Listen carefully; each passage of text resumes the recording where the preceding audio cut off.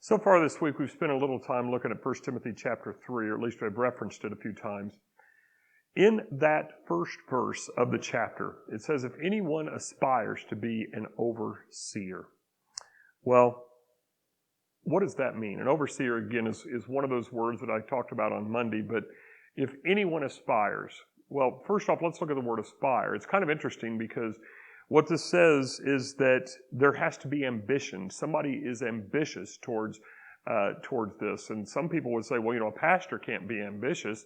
And yet Paul's saying that if anyone aspires to the office of overseer, if anyone aspires to be an elder, if anyone aspires to be a pastor, if you want to be ambitious towards being that, Paul said it's okay, as long as these qualifications are met. And some of the qualifications he gives temper that ambition. It means it's a more healthy ambition. And it's supposed to be an ambition more like what Jesus had.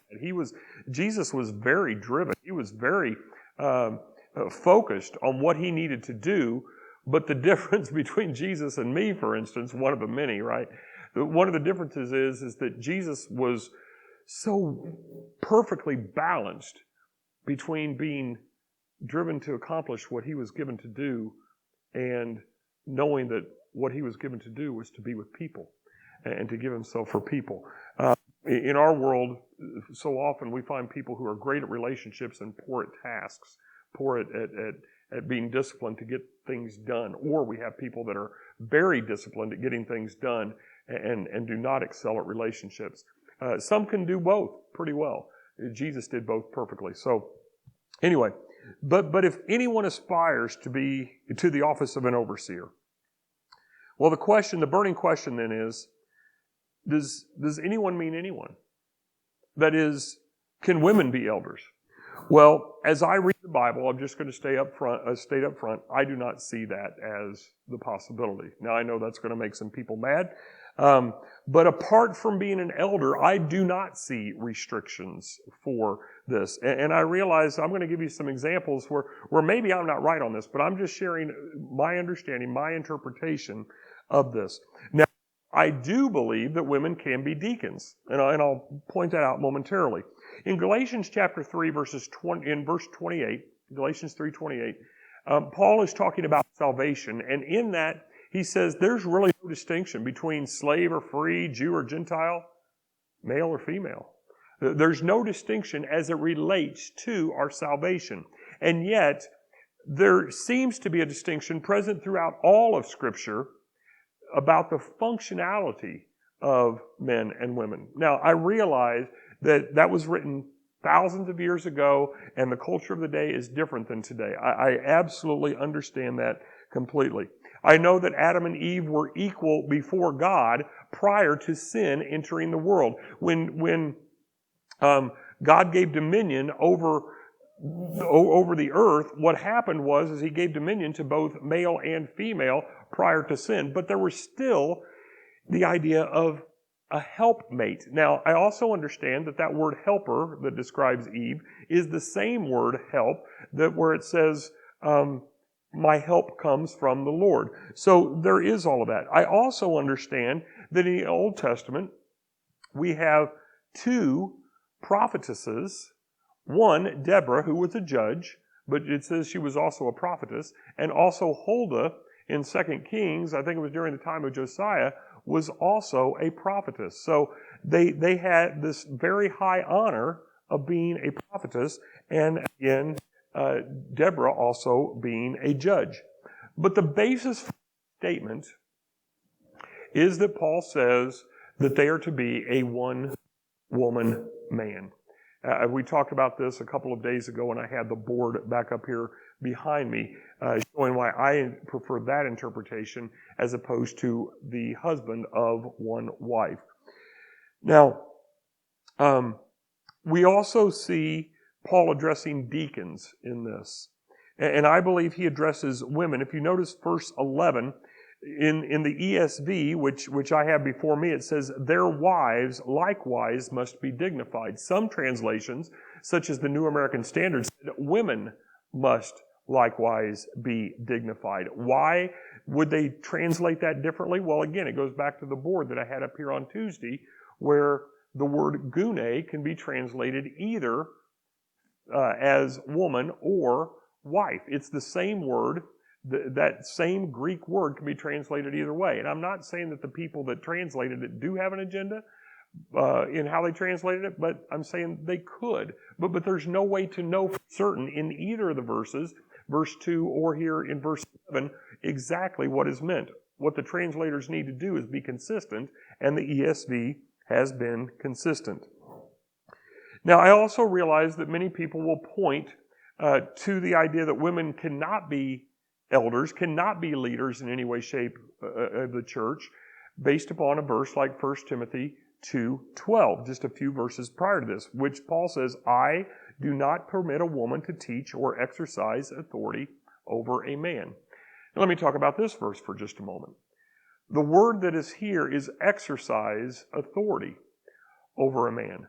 But there's a tremendous amount of debate over the word that Paul chose, because it could mean, and it did mean at certain times, usurp.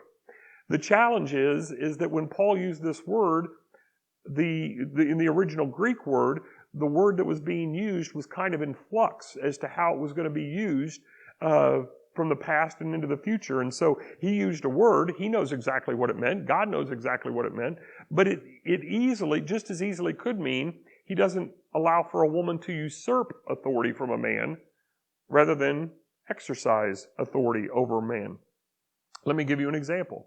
I mentioned just a moment ago that Deborah was a prophetess and Deborah was a judge. And Barak, who was a warrior who led the army, went to her for advice. Now, as it turned out, they went together in on this idea of conquering Sisera, the king from another country.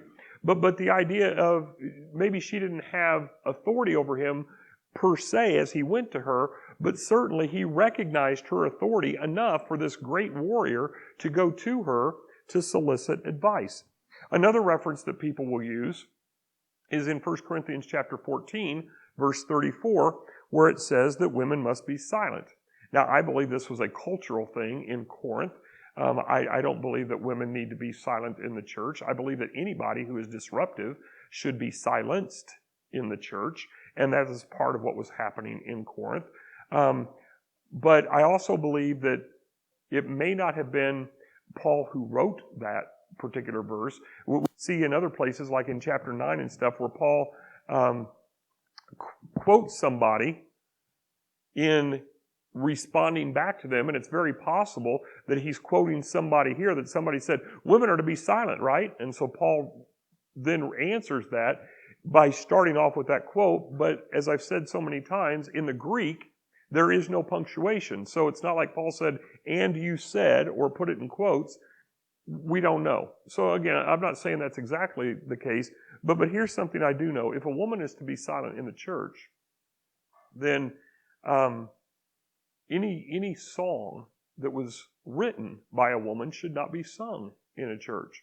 So how far do we go with this? Again, I don't believe that is true. That we don't need to sing songs written by women. There are some great songs written by women. One woman wrote over 1,000 hymns. I'm not saying that we strip those out of our hymnal. Now, I've given you a few possible explanations, but I also know that there's this idea that Paul was very much a woman hater. Paul was, he didn't care for women at all. Well, let me do my best to refute that here in the few minutes left of this video. First off, one of Paul's primary companions was Luke.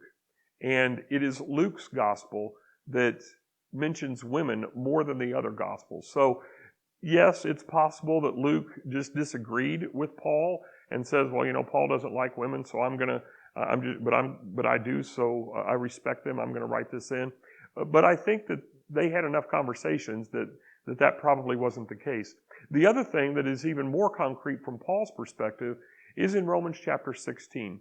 In Romans chapter 16, Paul begins the chapter towards the beginning of the end of his letter by mentioning Phoebe, who is a deaconess. He even calls her a deaconess.